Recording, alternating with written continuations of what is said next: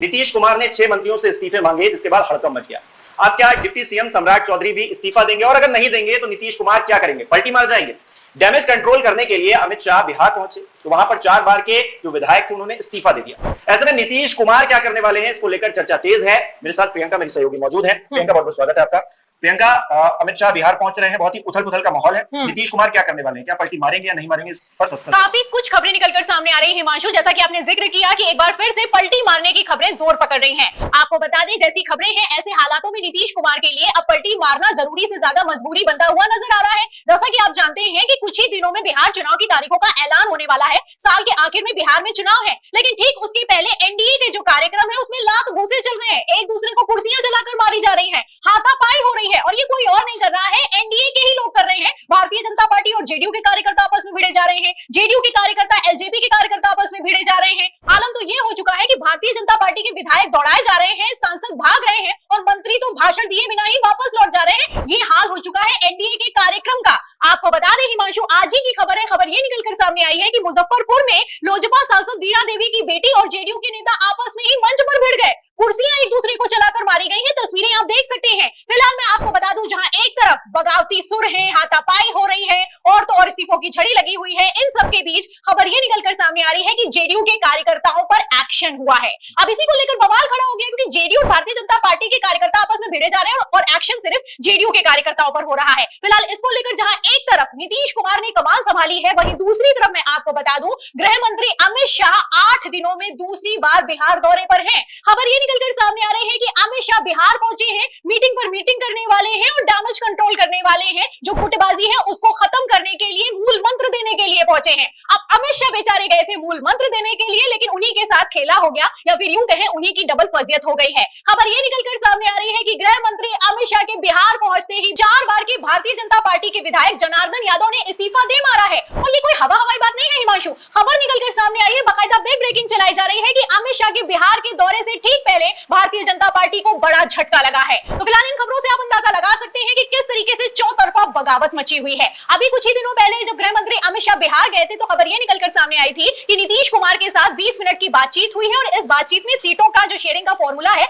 वो तय हो चुका है। खबर ये निकलकर सामने आई कि 203 सीटों पर भारतीय जनता पार्टी और जेडीयू मिलकर चुनाव लड़ेंगे और 40 सीटें जो अदर्स हैं उनको दी जाएंगी। फिलहाल इसी को लेकर अब पेच फंस गया है, क्योंकि 105 सीटें मांग रही है जेडीयू। पहले 102 सीटों पर डील हुई थी और अब 105 सीटें हो गई हैं। इसी के साथ मैं आपको बता दूं, जैसे ही पता चला है कि 40 सीटें अदर्स में बंटने वाली हैं, चिराग पासवान के जो कार्यकर्ता हैं वो भड़के हैं। आप देख सकते हैं कि किस तरीके से कुर्सियां लात घूंसे आपस में चलाए जा रहे हैं। एक तरफ जहां विधायकों के टिकट कट रहे हैं, वहीं दूसरी तरफ विधायक लगातार इस्तीफे देते हुए नजर आ रहे हैं। इस्तीफे सिर्फ भारतीय जनता पार्टी में नहीं हो रहे हैं, जेडीयू में भी इस्तीफे हो रहे हैं। जेडीयू में तो सामूहिक तौर पर नेता इस्तीफा दे रहे हैं। खबर ये निकलकर सामने आई है कि एक तरफ पूर्व विधायक श्याम बिहारी प्रसाद ने जेडीयू से इस्तीफा दिया, वहीं दूसरी तरफ कांग्रेस में शामिल हो गए हैं। तो ये तो खबरें हैं। अब इन खबरों से आप समझ सकते हैं कि भारतीय जनता पार्टी के लिए जो नाक का सवाल बन चुका है बिहार चुनाव, वो बुरी तरीके से फंस चुका है हिमांशु। बिल्कुल फंस तो चुका है, और साथ ही साथ नीतीश कुमार अब क्या करने वाले हैं इसको लेकर चर्चा तेज है, क्योंकि नीतीश कुमार ऐसे नेता हैं 6 मंत्रियों से इस्तीफा लेते हैं। तो ऐसे में अब सम्राट चौधरी पर पीके ने जो आरोप लगाया उसके बाद उनकी कुर्सी भी फंसती हुई दिखाई दे रही, वो इस्तीफा देंगे या नहीं देंगे? क्या होने वाला है? सुशासन बाबू की छवि बनाते हैं नीतीश कुमार, सुशासन बाबू के नाम से जाने जाते हैं।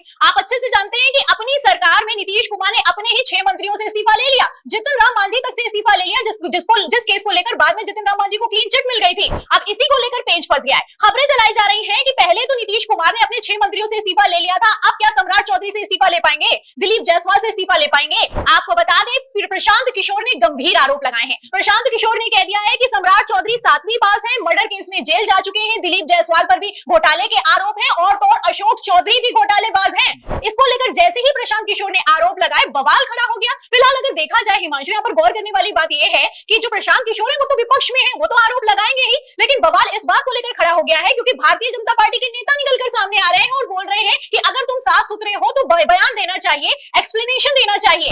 दिग्गज नेता है भारतीय जनता पार्टी के, पूर्व केंद्रीय मंत्री रह चुके हैं आरके सिंह का बयान निकलकर सामने आया है। क्या कहना, छोटा सा बयान है, सुना देते हैं। और उसका जवाब देना चाहिए, अगर उनके पास जवाब है तो। अगर जवाब नहीं है तो इस्तीफा दे देना चाहिए।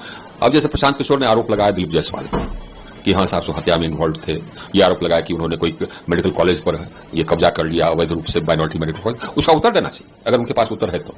और नहीं तो बता दे कि हमारे पास उत्तर नहीं, आइए उत्तर है तो मानहानि का केस कर देना चाहिए। इसी तरह से सम्राट चौधरी ये बार बार कहता है कि मुख्यमंत्री है, 7वीं फेल है, भाई मैट्रिक का डिग्री दिखा देना चाहिए, ग्रेजुएशन का डिग्री दिखा देना चाहिए। तो आप देख सकते हैं कि भारतीय जनता पार्टी के दिग्गज नेता हैं, पूर्व केंद्रीय मंत्री रह चुके हैं, कोई छुटभैया नेता या फिर की कार्यकर्ता नहीं है। आरके सिंह की तरफ से बयान निकलकर सामने आया है कि अगर साफ सुथरी छवि के नेता हैं सम्राट चौधरी तो उनको सामने आकर सफाई देनी चाहिए। दिलीप जायसवाल को भी सामने आना चाहिए, अपनी ही पार्टी पर सवाल खड़े करें। दिलीप जायसवाल भारतीय जनता पार्टी के बिहार के प्रदेश अध्यक्ष हैं, उन पर इस तरह के सवाल खड़े किए जा रहे हैं और भारतीय जनता पार्टी के ही नेता कर रहे हैं। इससे आप अंदाजा लगा सकते हैं कि बिहार का चुनाव कितनी बुरी तरीके से फंस गया है। फिलहाल मैं आपको बता दूं, इन सब हालातों में नीतीश कुमार ने चुप्पी साध रखी है और जब भी नीतीश कुमार चुप्पी साधते हैं तो किस तरीके से खेला करते हैं ये बिहार की राजनीति को समझने वाले अच्छे से समझते हैं। आपको बता दें हिमांशु, एक तरफ जहां एनडीए में बगावत है, इस्तीफों की झड़ी लगी हुई है, गृह मंत्री अमित शाह की भी चाणक्य नीति फेल होती हुई नजर आ रही है, वहीं दूसरी तरफ राहुल गांधी ने भी माहौल सेट कर दिया है। वीडियो निकलकर सामने आया है, पहले तो गृह मंत्री अमित शाह की रैली में वोट चोर के नारे लगाए गए थे और अब सम्राट चौधरी का क्या हाल हो चुका है, वीडियो दिखा देते हैं।